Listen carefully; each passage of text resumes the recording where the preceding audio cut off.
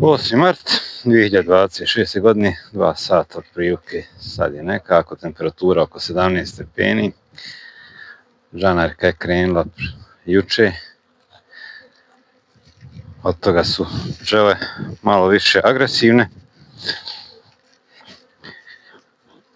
Ovo je roj koji sam napravio od 2 rama legla, ima snimak, prvi pregod, ovo je drugi pregod. 13. septembra napravljen roj, nešto hranjen, dodat je sirup, popila se sirup, pogaču su poprilično pojele, nisu sve, ali roj je relativno slab, to jest apsolutno je slab, jel? Nije se uspio razviti jer nije imao kad da se razvije. Idemo sad, jel, tek razvijanje. Ja inače od ovih 10 košnica što pratit ću tokom čitave sezone, u početku do prve paše neću namjerno oduzmat leglo, čisto da se vidi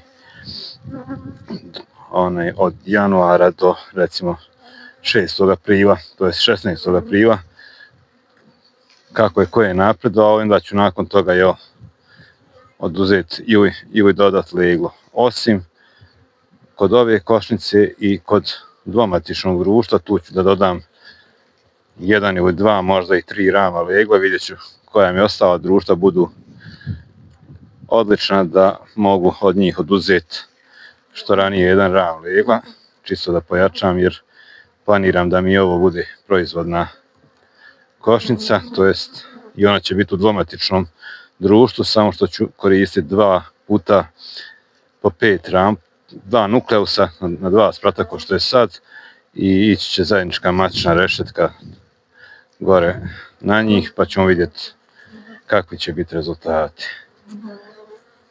Ovdje vidi se za 20 dana da evo matice dole plave, evo vidi se. Vidi se da ima više legla zalegnutog, dosta više. Prilike do ovdje je sad zalegnuto. Lijepo se vidi, do pola rama je zalegnuto. Matica proširuje, to jest krenula je u nagli razvoj. Sad ćemo da vidimo šta kaže prvi ram. Pored stirodura ima li tu šta? Ovdje samo ima polen i med. S druge strane nešto malo polena i to je to. Znači, za sad na jednom ramu samo ima legla. Pa ćemo vidjeti dalje. 3. ram. Ista situacija, u stvari bolja situacija nego na drugom ramu što se tiče legla.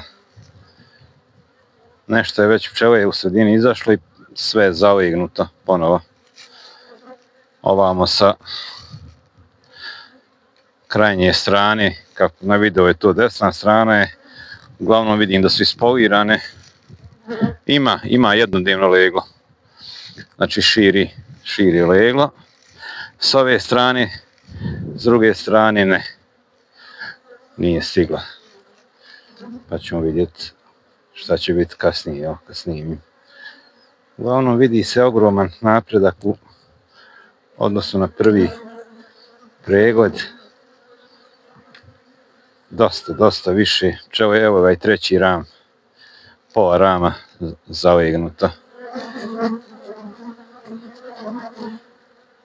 Oko je svjež unos polena, znači da ovo društvo već, bez obzira što je nenormalno slabo, uspijeva da stvori neke viškove polena, ali nažalost, pošto nema dovoljno pčele, vrlo malo otvorenog legla, uglavnom je zatvoreno leglo, znači matica nije ni blizu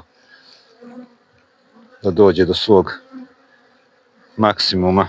Iskreno, iznenađen sam da imam ovdje pčelu, da imam leglo na 3 rama, nisam očekivao sam možda 2, možda 2, ne čak ni toliko koliko sam vidio ovdje da je zaognuto.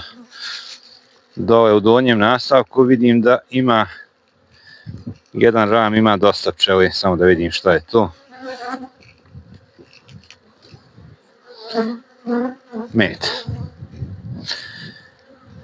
Med skidaju, čiste ga, s druge strane je polen, znači dobar materijal kad bude matica napunila gore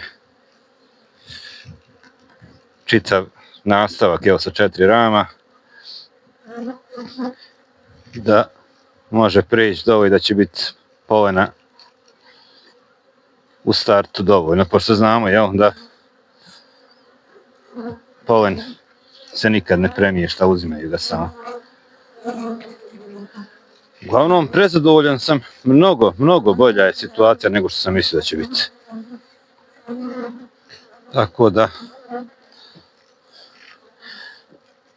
ovi dani lijepog vremena itekako su pogodovali čak i ovakvim društvima koje ne možete nazvati ni društvom, jel? Ne zna čovjek ni kako bi ih okarakterisao, ali ima perspektive za njih, a poznato je da društva koja se nalazi u užim nastavcima da mnogo bolje napreduju zbog termodinamike, jel? Manje griju. U stvari ovo je praktično, evo, njemačka škola, termodaska s jedne i s druge strane, s tim da kod mene će termodaska biti čitavu godinu. U ovom ću setupu, to je čitavo vrijeme držati pčele na 2 nukleusa, 8 ramova i bit će dvomatično društvo koje će ići na pašu, matična rešetka, demariranje, naravno, jel? I nakon toga gore plodišta. Mislim da ću morati raditi u ovom setupu sa 5,